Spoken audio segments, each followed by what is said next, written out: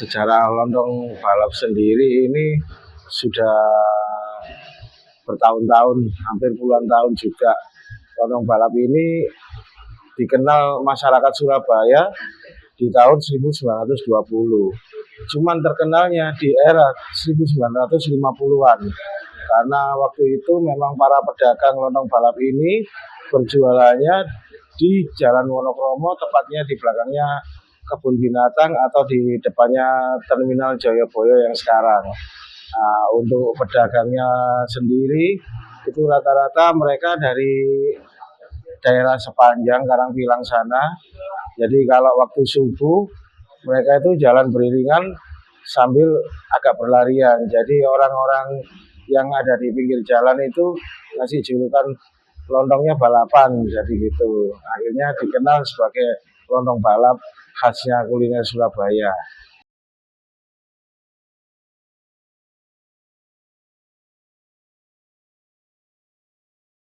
Untuk sejarah lontong balap Pak Gendut sendiri dimulai tahun 1958. Kala itu yang jualan masih kakek sama nenek, dan keluar masuk keliling kampung yang ada di dekat rumah. Dan di era tahun 70-an dari lontong balap sendiri dapat izin dari pemilik tempat yang ada di depannya Gedung Biskup Garuda yang ada di Jalan Keranggan, yang sekarang ini Gedung Biskupnya udah tutup di era tahun 2000-an. Kala itu kakek sudah meninggal dan dibantu sama bapak untuk bantu nenek berjualan di situ sampai tahun 94. Dan di tahun 94 nenek meninggal, akhirnya diteruskan sama bapak sampai tahun 2007. Bantuin suami Pak Aris, saya mulai tahun 2006. Waktu sudah menikah, saya sama bapak belum bantuin jualan sih, masih dipegang sama bapak kita almarhum Pak Gendut, bapak mertua kalau bagi saya, karena kan ayahnya Pak Aris. Nah, waktu Pak Gendut meninggal tahun 2007, terus digantikan sama Pak Aris, putranya, putra satu-satunya. Dan saya sendiri mulai membantu bapak di tahun 2005. Dan akhirnya 2007 bapak meninggal dan saya teruskan sampai hari ini. Dan untuk tempat yang ada di Jalan Keranggan, waktu itu di tahun 2012 ada penertiban besar-besaran dari pihak Pemkot. Akhirnya kami ekspansi di Jalan Profesor Dr. Mustopo nomor 11 Surabaya yang ada di depannya kantor PDAM. Dan di tahun 2014 kami buka cabang di Jalan Embong Malang nomor 38 sini. Terus ada beberapa cabang yang lainnya yang ada di Bandara T2 Juanda, sama di Plaza Royal lantai 3, sama di Jalan Raya Kandangan. Tapi karena terdampak COVID-19, akhirnya semuanya tutup, tinggal satu-satunya yang ada di Embong Malang nomor 38 Surabaya ini.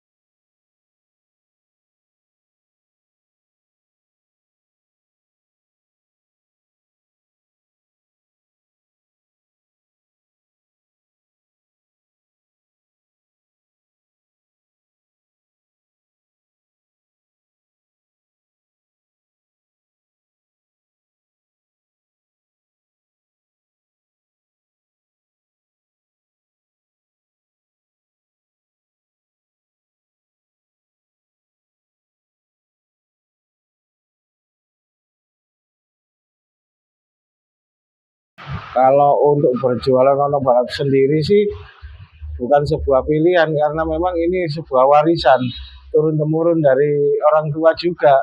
Jadi kami ingin melestarikan makanan khas kuliner Surabaya ini karena untuk makanan khas kuliner Surabaya ini kan kalau di Surabaya cuma ada dua, lontong balap sama semanggi.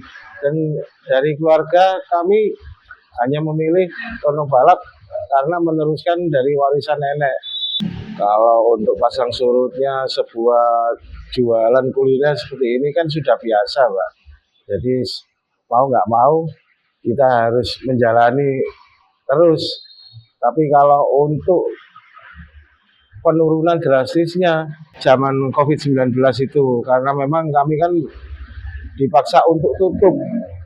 Kalau untuk penjual lontong balap yang ada di Surabaya banyak banget, Mbak, nggak bisa dihitung.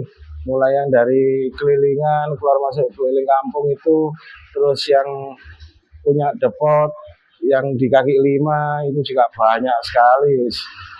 Kurang lebih sekitar 500-an pedagang lontong balap lah itu kalau untuk dihitung se-Surabaya itu.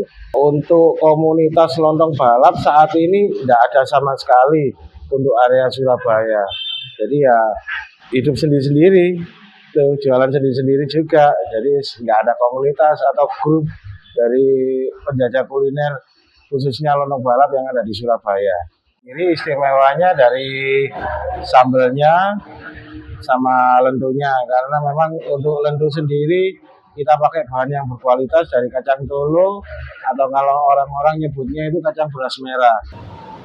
Bahan-bahannya ada bumbunya di sini, bawang merah, bawang putih, cabai kecil, laos, sama daun jeruk purut. Dan ada satu yang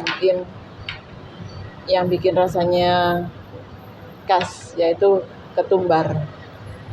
Terus nanti dikasih garam sama penyedap rasa. Awalnya kita ambil kacang, ini namanya kacang tolo, kacang otok kalau orang Surabaya bilang. Nah, ini kita bikinnya itu nggak langsung, tapi direndam dulu kurang lebih sekitar 6-7 jam. Setelah direndam sama air biasa, nanti bisa lunak seperti ini, nggak mengeras. Dan setelah itu kita bisa mulainya.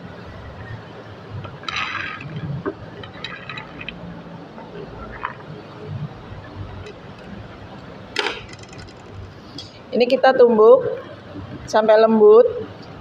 Nanti setelah lembut kita bagi dua, yang satu adonan sedikit dibiarkan seperti ini buat campurannya.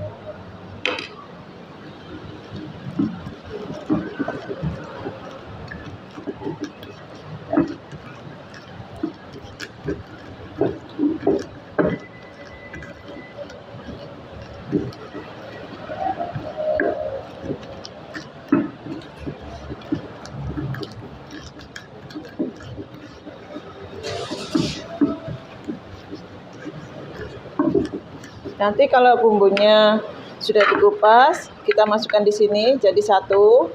Dan setelah itu hasilnya seperti ini.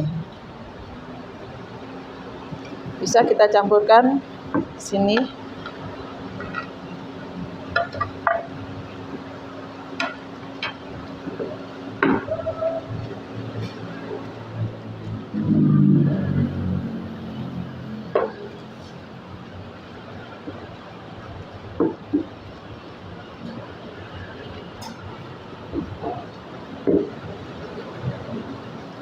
Setelah itu kita cicipi dulu, mungkin kurang asin atau kurang gurih, nanti bisa kita tambahi sama garam dan penyedap rasa.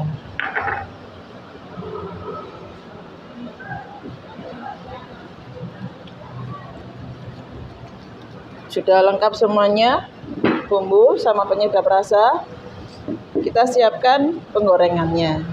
Untuk tantangan kami saat ini yaitu makanan kekinian karena penikmat kuliner sekarang ini lagi dicoba untuk makanan-makanan kekinian yang dari luar negeri juga, karena memang mungkin mereka kepingin tahu rasa dari makanan tersebut.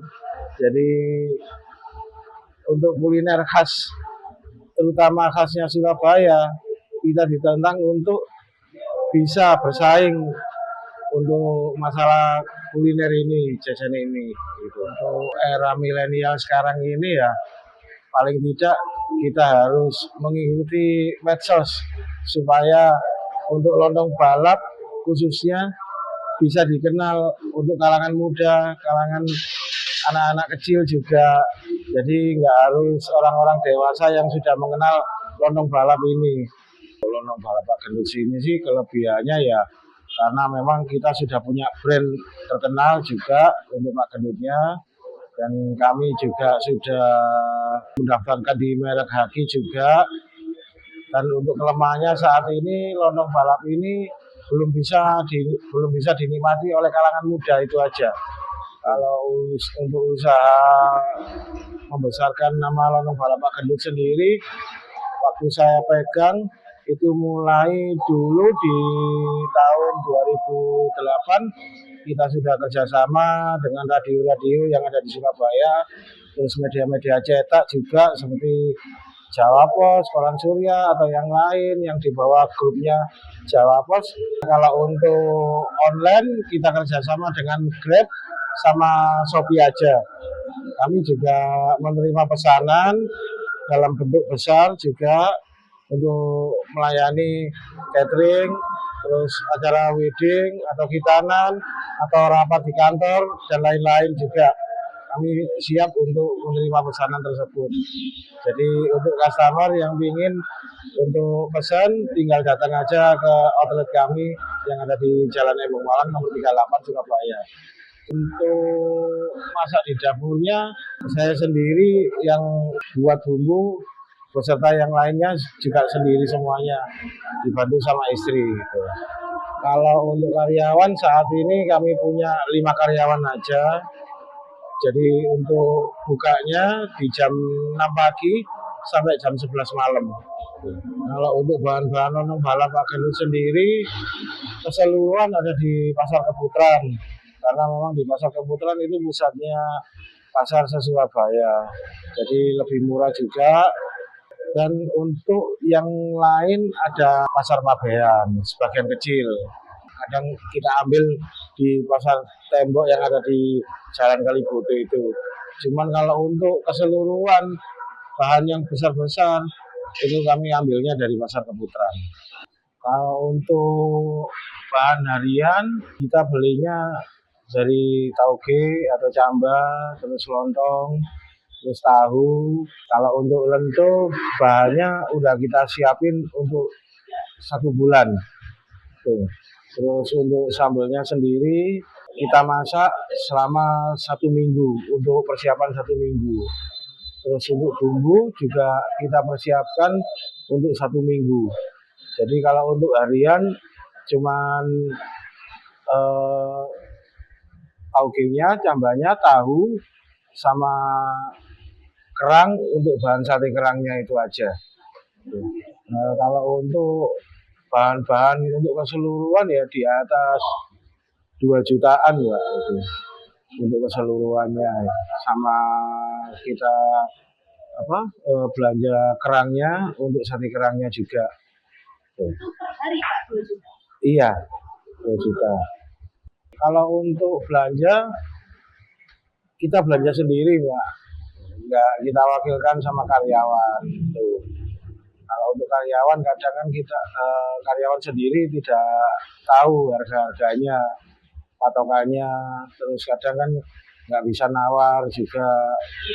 Jadi ya untuk pembelanjaan tiap hari dan tiap minggunya saya sendiri yang backup. Bahan spesialnya sih nggak ada, sama aja. Cuman kalau untuk lentonya itu memang kami ambil kacang beras merah yang berkualitas juga. Karena kan memang untuk pedagang yang lain ada campuran tepung atau singkong gitu. Kalau dari lontong balap Pak Gendut sendiri nggak ada campuran sama sekali. Beras merah aja, tambahin bumbu-bumbu sama rempah-rempah juga, ditambahin daun jeruk, itu aja udah kita goreng udah jadi. Kalau untuk alat-alatnya sendiri, perlengkapan untuk jualan sih kita ya pakai yang baru karena memang kan nggak ada yang spesial kecuali seperti rujak gitu. Coweknya kan dari batu, jadi mungkin bisa bertahan lama. Kalau untuk lontong balap sendiri nggak ada yang bisa bertahan lama. Seperti kuali juga kan gampang pecah juga. Seperti anglo juga kalau kena panas juga pecah. Akhirnya kami siasati pakai kompor gas, terus pakai panci dari besi juga supaya bisa awet dan tahan lama itu tadi.